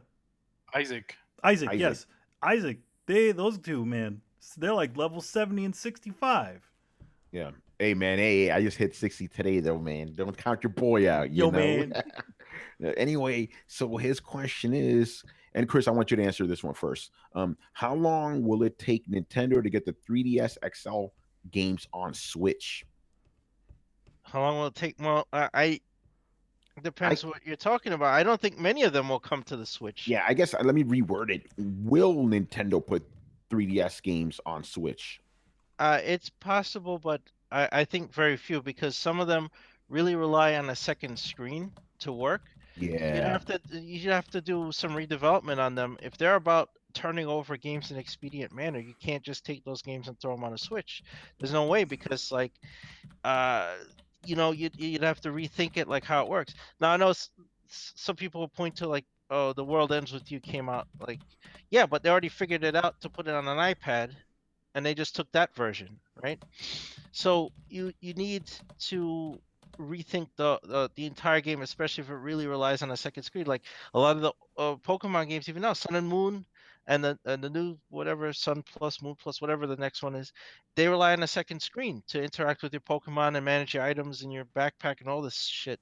So how do you put that on the Switch, right? And then not only that, I don't know if you guys realize this, but the 3DS has a really crappy resolution screen. So you blow that up on a Switch, is gonna look janky as shit. So you have to touch up those games, some of them heavily. So it's not gonna be worth it to them to do that. And besides, like, as long as those games sell on the 3DS and stuff and live their life, that's fine. What seems to be their game plan now is they're just porting Wii U games over, right? They're giving these Wii U games a second shot at life. You make it sound like an inner city kid. They get a second chance. They never really got a fair crack. We're just giving it to them, man. Hey man, I don't want to say that I was right, but I told y'all they weren't gonna get any 3DS shit. Yeah, no, I think like it'd be a bad idea. It would look terrible. It would. Nintendo's really trying to push this idea of parity that doesn't exist. Like they're like, look, we can be a big boy console too, and the reality is, you look at them and you're like, kind of, And kind of.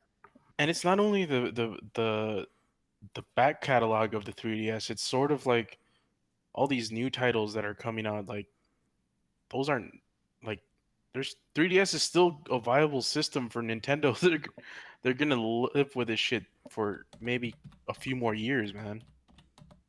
There are also several. I mean, let's not forget the studio that made Pokemon. Like, their hesitance to develop for the Switch because they weren't sure that they could make a game that would live up to it. I mean, this became achingly apparent to me, at least, that they don't know if, you know, a high asset game like that is something that they're going to fuck up. They're clearly terrified to do it, and I have to think that at least some of the people that are used to um, programming and making games on the 3DS, they kind of hide behind that low resolution or limited system power. It's probably quite a bit easier to develop a game for there. And then when you're like, okay, now we've got an engine that can, you know, fully render 3D objects in real time space, have at it. They're just like, oh, well, we've never done this before, so.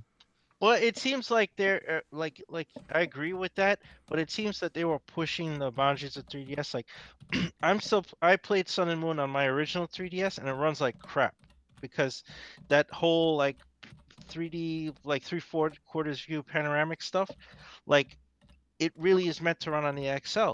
So it's like you're pushing things, so it makes a logical sense that you use the most powerful hardware of your platform and stop using this hardware because you've obviously reached the end of it. Like the 3DS can only do so much, right? And Sun and Moon don't look that good to begin with. Like if you look closely at the 3DS screen, like the background textures are all pixelated and awful. Like it doesn't look good. So you blow that up, it's gonna look like horrendous, you know? Uh and then there are games like, so they ported, I don't know what the logic was. They ported Majora's Mask and Ocarina of Time to the 3DS, games which were originally console games. So then they made them two-screen experiences. But those games were meant to be played on a TV or on a single screen. So those are games that they could port, but they would they'd have to rethink it again to condense it back to a single screen, get rid of the touchscreen controls. That is possible. And that's why I also want to mention that's why I hate the fact that people consider the Switch kind of like just a portable console because they obviously Nintendo is not making the portable games for the Switch. They're making the portable games for the 3DS. They're just like those Switch games are just console games that you could take on the go. Yeah. So they're not making portable experiences. They're making games that you can take wherever you want. So I think there's a demand for that. I think that's what a lot of the people that bought the Switch want. They're like, I don't want a bite-sized game. I just want to take a regular game with me. yeah, but that's what I'm saying is like kind of talking towards what I've mentioned in the past. It's like the 3DS isn't going anywhere because that serves a different purpose. That's not their that's their portable console. The Switch is the portable console with an asterisk. Yeah, no, I agree with that. I still think that they'll just close that gap. Be like, we're not making 3DSs anymore, but look at this new clamshell case that you can slide your Switch into. Yeah, Oh, that'd be weird. It's got an extra battery. It increases your battery to 8 hours. It looks and feels surprisingly Well, enough. yeah, if it was functional, like as long as it's not made of cardboard or some bullshit, then it's fine. You can make your own.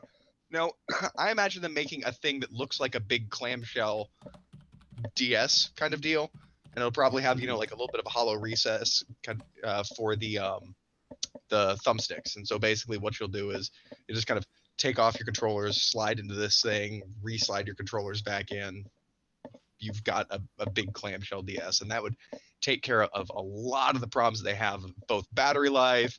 And while, you know, this thing is big, it's not like a 3DS where I could just toss it in my bag and go. I have to have a special case for it. Well, if you get this thing that Nintendo's going to sell you for extra money, then you absolutely can have that experience. That just seems to be their MO to me. So I have a question for you guys. Yes. And I think so. This is interesting. Do you guys think? And Chris, this is kind of a Chris question because he's a big Pokemon fan like I am. Do you think that the Pokemon and Switch game is going to be anything like the ones we've played previously?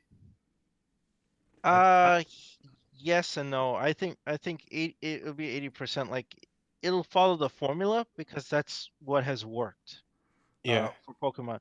Like, I mean, I know the dream. The dream that every fan's like, we want the Pokemon MMO, right? Like, you want to interact in the world, and we don't want to go to the um the Pokemon Center and go to a special room and go to an arena to meet my buddies. So we could. No, we want to just do that shit organically. Now, if they did that, that would shock the hell out of me because I think they stick with what works. And so I don't see that happening, but this would be the opportunity to do it. Like I'll say I don't think they will do it, but what they should do is exactly what you're thinking. They should really go full MMO, like interactive, organic, open world. Like you can meet your buddy on the fucking road and fight organically. Like motherfucker, we're gonna just throw my Pikachu at your face. All right, there you go.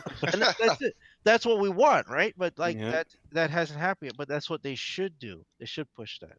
Do you think the success of Monster Hunter will have an effect on the features in the new Pokemon game?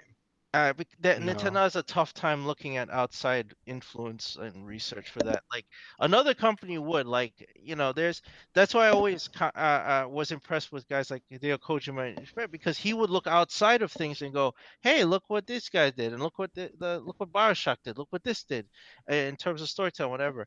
Nintendo is really bad at that. They're really bad at that. They're very insular and they don't look outside themselves. So I doubt, even if from another Japanese company, I very much doubt they'll look, oh, look what Capcom did over there. We should do that.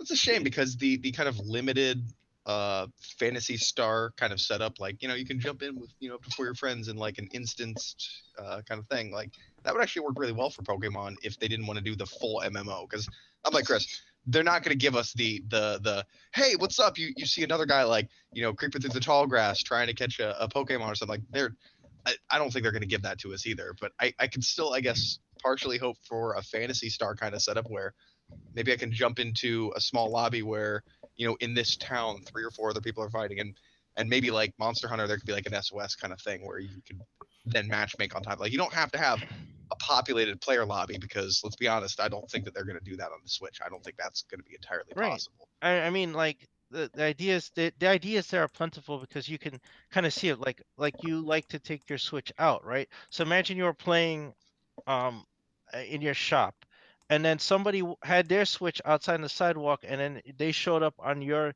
thing, and it's like, do you want to battle so and so? That's just physically walk, like how Street Pass used to work, right? Like that would be amazing.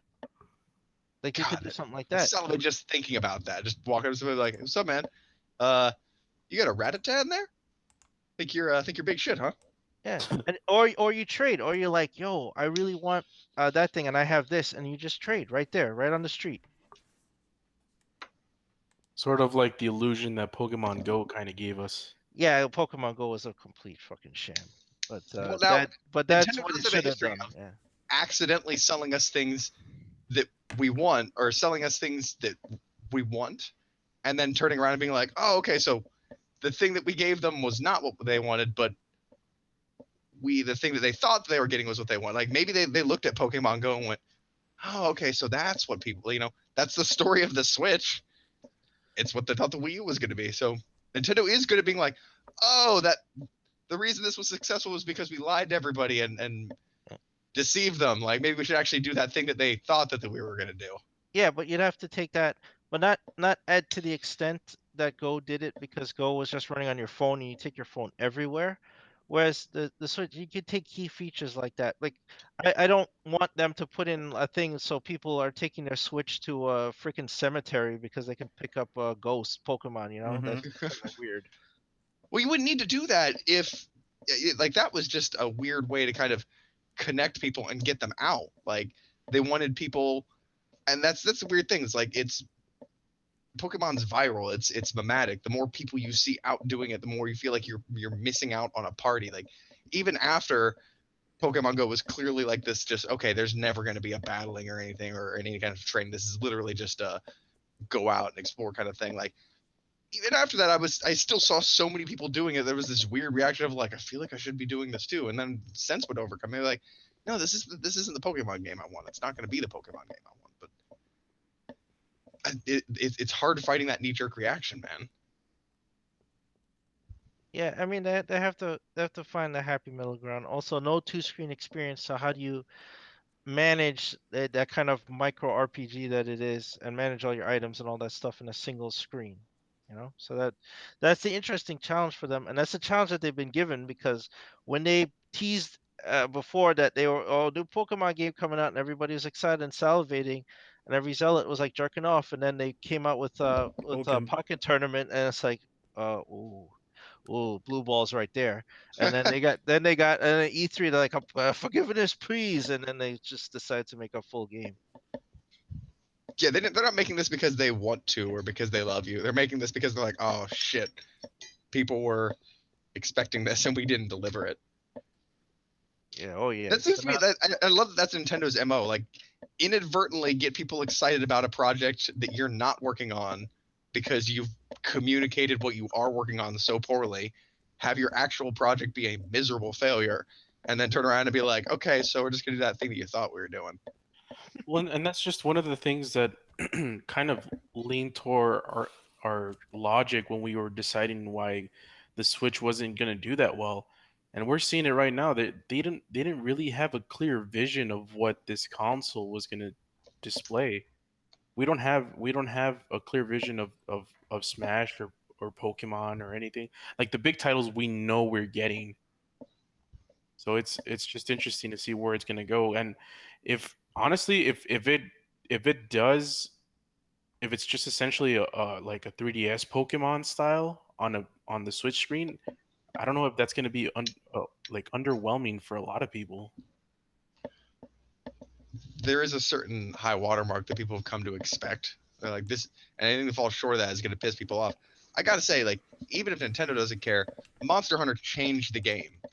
I mean, it really did. There was a video I was talking to Tony about. It was a not a good video. I'm not going to link it to anybody.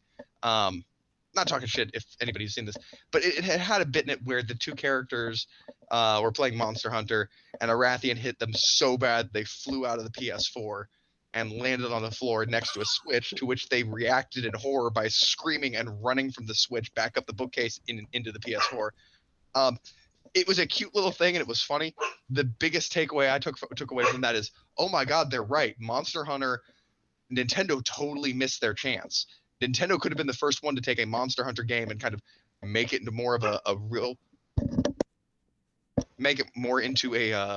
full-fledged game. But Monster Hunter totally took it a step further with World and surpassed what the Nintendo is capable of doing. So it's they really raised the bar. Maybe not in Nintendo's eyes, but in people's eyes. If they come out with just a reskinned old school Pokemon, I can't help but feel that consumers will point to Monster Hunter World and be like, why didn't you do that? Yeah, I don't think the Pokemon fans will care. They'll just be happy they got a Pokemon game, And again, I don't think those particular people are looking at Monster Hunter per se. They're just looking at Pokemon games. That's where Nintendo is being short-sighted. You're not just looking for the Pokemon fans, or it depends on what you define Pokemon fans as. Are the Pokemon fans the people who are buying a DS just to pick up the new iteration of Pokemon? Are they the one that have played every single Pokemon? Or are they the guys like me who haven't played a Pokemon game in over 10, probably, almost 2 decades, because I haven't had a handheld system? It's the same situation you saw a lot of people in Monster Hunter. And the reason this game is so successful is because you had a lot of people who were kind of on the fence. They're like, yeah, that sounds like a game I've heard of and I'd kind of like to play. I just never, I never really had it. And, it just seems limited. I wanted to make a real version, and then I would totally jump on board. That is exactly how Pokemon is, in that they have, just like Monster Hunter, a dedicated small fan base, but 10 times that amount of people just waiting in the wings for a good opportunity to jump on this. You know how many people who have never played a Pokemon game would play a real Pokemon game? I wouldn't, just throwing that out there. I just have no interest. But the issue with that, Brett, is that Pokemon does have a huge following. It's like ridiculous. It's like Yeah, the 10 million Pokemon per game. audience is not niche, bro. Not by any stretch of the No, I'm not saying it imagination. is. I'm saying that they could at least double their audience, at least for every hardcore I don't know Pokemon about that. I fan think out there. everybody that wants to play Pokemon can't play Pokemon. I'm being honest right now. You know, I I don't think think it's everybody that. that wants to can. You know, I think anybody that really wants to play Pokemon is playing Pokemon. Let me put it that way.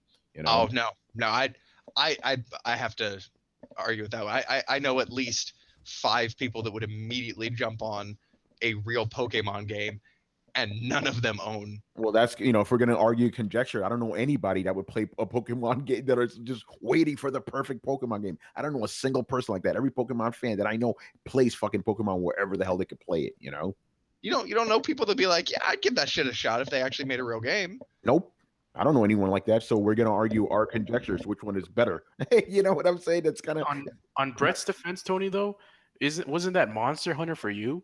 yeah, that was. But I'm saying he says that he knows 5 people that are ready to play Pokemon. I'm saying I don't know any that are ready to play Pokemon.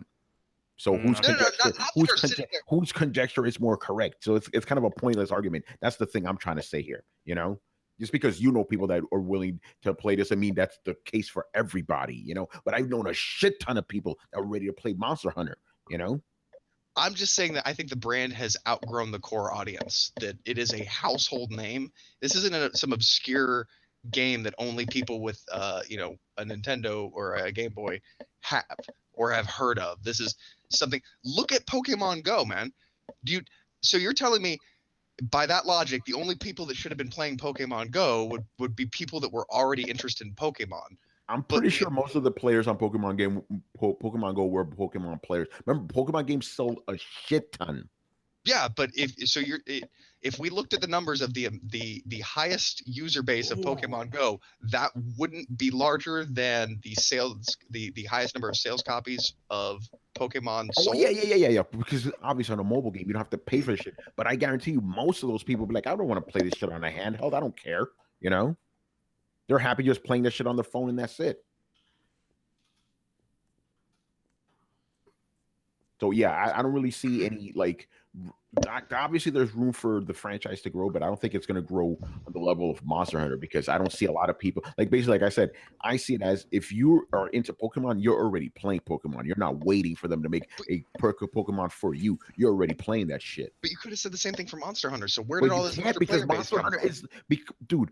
Pokemon is a huge phenomenon. It sells, it moves systems. Monster Hunter is niche. That's the difference. Monster Hunter has way more room to grow than fucking Pokemon. Pokemon is in the zeitgeist. Yeah, exactly. It is. Outside of outside of hardcore gamers, no one knows what the fuck Monster Hunter is.